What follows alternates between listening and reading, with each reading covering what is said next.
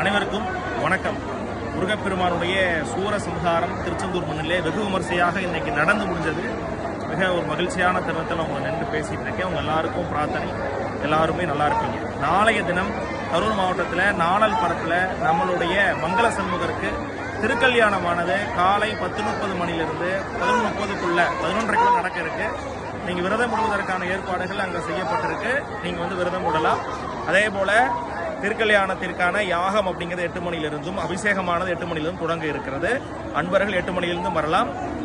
மாங்கல்ய தாரங்கிறது 10 to 11:30 நடக்க இருக்கு. அனைவரும் பெருந்திரளாக என்னுடைய தனிப்பட்ட அழைப்பாக அதை ஏற்று நீங்கள் வரணும்னு நான் வேண்டிக்கிறேன்.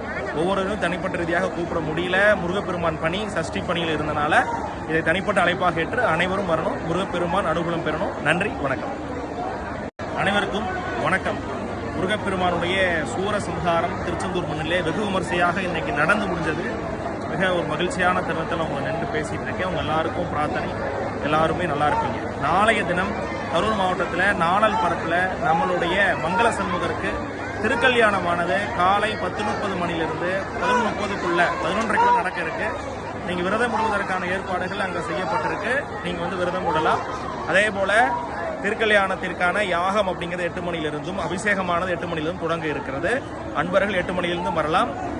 மாங்கல்ய தாரங்கிறது 10 to 11:30 நடக்க இருக்கு. அனைவரும் பெருந்திரளாக என்னுடைய தனிப்பட்ட அழைப்பாக அதை ஏற்று நீங்கள் வரணும்னு நான் வேண்டிக்கிறேன். ஒவ்வொருவரும் தனிப்பட்ட ரீதியாக கூப்பிட முடியல. முருகப்பெருமான் பணி சஷ்டி பணியில் இருந்தனால இதை தனிப்பட்ட அழைப்பாக ஏற்று அனைவரும் வரணும். முருகப்பெருமான் அனுகூலம் பெறணும். நன்றி, வணக்கம்.